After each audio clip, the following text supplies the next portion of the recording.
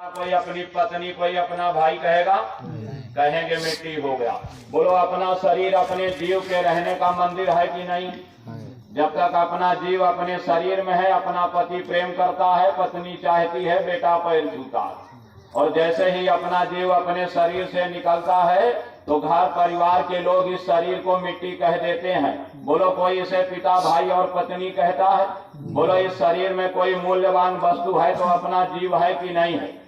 तो अपना जीव अपना देवता है, अपना भगवान है। जिस दिन अपने शरीर से अपना जीव निकलेगा उस दिन संसार के लिए यह शरीर चाहे जितना पढ़ा लिखा हो, चाहे जितना गुणवान हो, चाहे जितना बलवान, जीव के निकलते किसी काम का नहीं रह जाता है। अपना जीव अपने शरीर में है, अपना सम्मान हो रहा है, और जिस जीवात्मा के बदौलत इस शरीर का सम्मान है, बताओ सुबह से शाम तक अपनी आत्मा के लिए कुछ करते हो?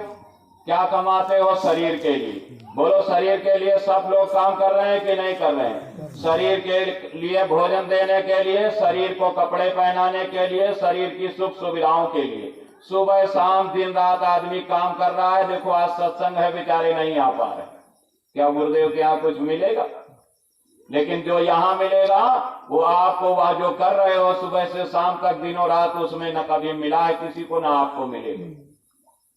हे प्यारे भाइयों बहनों, ये मानव शरीर, इसी मानव मंदिर में बैठकर सबने अपना काम किया, और इसी शरीर को आत्मा को मिलता है अपनी आत्मा को जगाने के लिए। अब की बार ये मानव शरीर मिला है, अगर इससे अपनी आत्मा को नहीं जगा पाए और ये शरीर से अपना जीव निकल गया तो धोखा हो जाए। ये जीव जगाने के लिए शरीर मिला है, लेकिन क्या है कि दिन भर शरीर के लिए कमाते हैं, शरीर के रहने के लिए मकान बनाते हैं। बोलो बनाया कि नहीं बनाया?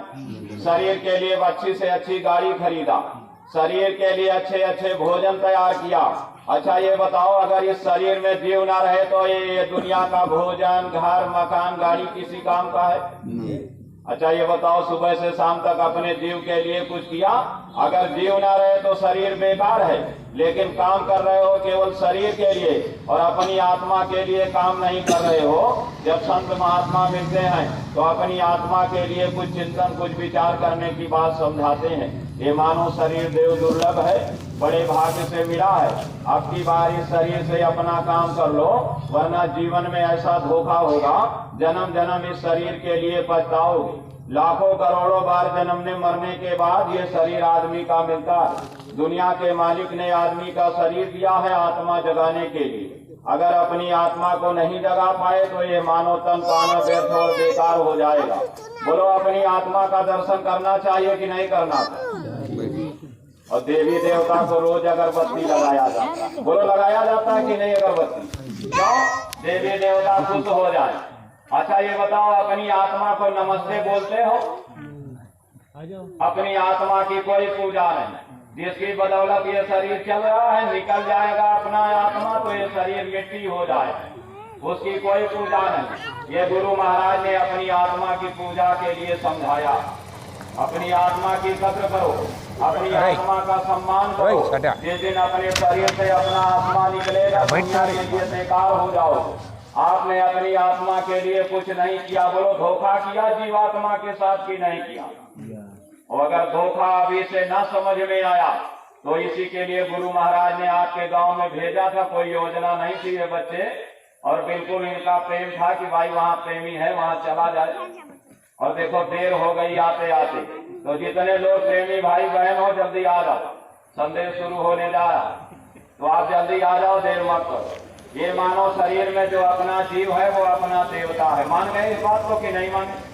जीव की ताकत से आंख देखती है। देवता का मतलब क्या है? जो देता है। जीव की ताकत से आंख देखती है, जीव की ताकत से दिमाग काम करता है, जीव की ताकत से कान सुनते हैं, जीव की ताकत से ये जुबान बोलती है। बोलो जीव निकल जाए कोई काम करेंगे? तो बोलो अपना देवता जीव है कि कोई और?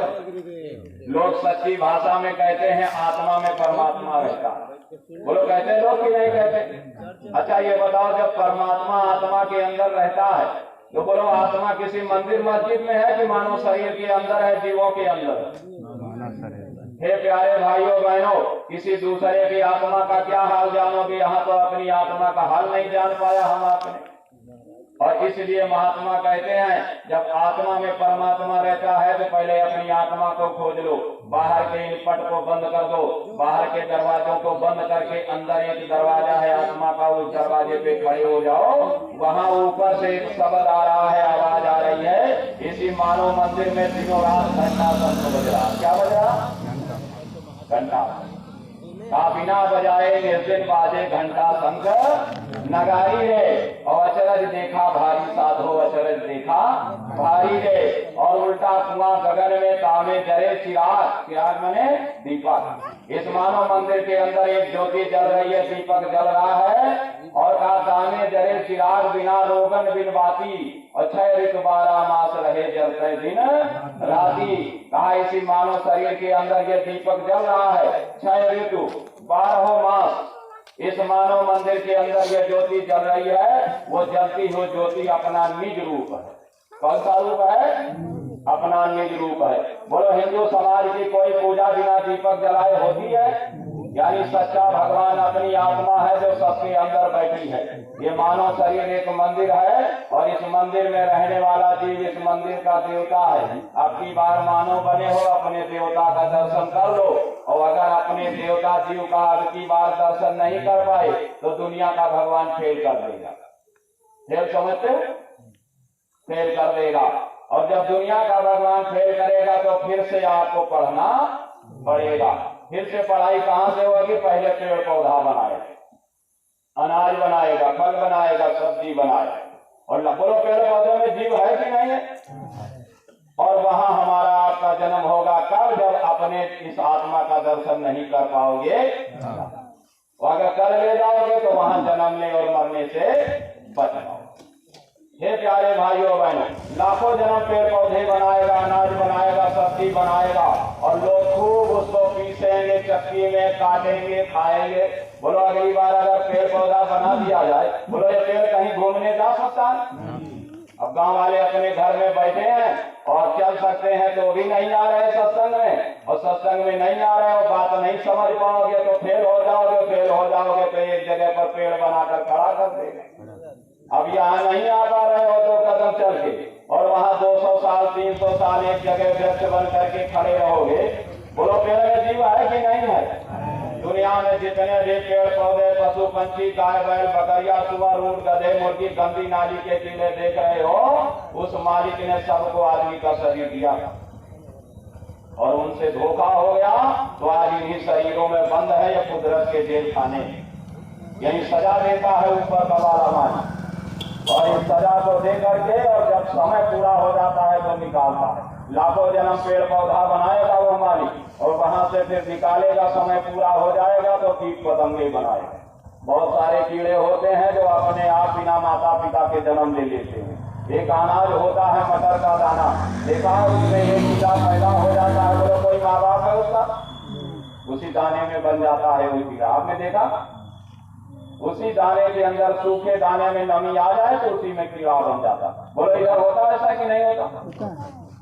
बोलो अंदर कोई माँ बाप था उसका, यानी अपने आप जन्म हो गया। और आप देखे हैं पशुओं के शरीर में कीड़े लग जाते हैं छोटे छोटे, कोई माँ बाप नहीं, पूरे बदन में एकदम से पैदा हो गए। ये पसीने से और मैल से कीड़े जन्म लेते। और बरसात के समय वनस्पतियों के सड़ने से तमाम सारे कीड़े जन्म ले लेते हैं। उनके कोई माँ बाप नहीं, इनको उस्मत खान कहते हैं। वहां जन्म होगा लाखों जन्म। एक कीड़ा दूसरे को पकड़ पकड़ के खाता, देखा है आपने? सब कीड़े पकड़ पकड़ कर, रोशनी जल रही हो बरसात में, कीड़े आएंगे पकड़ पकड़ खाएंगे। और क्या होगा? वहां से निकालेगा लाखों जन्म के बाद, तो निकाल करके फिर क्या बनाएगा दुनिया का मालिक? आपके अपने जीव को फिर अंडे से जन्म लेने वाला जीव बनाएगा। लाखों प्रजातियां होती हैं मछली की। बोलो मछली अंडा देता है कि नहीं देता? और लाखों जन्म पानी में जन्म लेगा, फिर हवा में उड़ने वाला पंछी बनाएगा, फिर जमीन पर रेंगने वाला जीव जंतु बनाएगा और लाखों जन्म वहां जन्म देगा, मारेगा और सब एक दूसरे को पकड़ पकड़ के खा रहे हैं। मुर्गी मारने वाला मुर्गी को कैसे मारता है? ऐसे गर्दन आधा काटता है, पूरा नहीं काटता। क्यों? पूरा खून न निकल जाए, मुर्गी का वजन हल्का हो जाए। मछली मारने वाला जाल से ऐसे मछली को अलग कर देता। बोलो जीव नहीं मछली? लेकिन तड़प तड़प करके मरती है। क्यों मरती है? क्योंकि आदमी का शरीर मिला था, भजन नहीं किया, इसलिए उन शरीरों में जाना। आपको मुश्किल के और खराब और दुख भरे जीवन से बचाने के लिए महात्मा अपनी आवाज लगाने आए। हे भाइयों, लाखों जन्म अंडे के शरीर में जन्म होगा तो पिंड शरीर लेगा।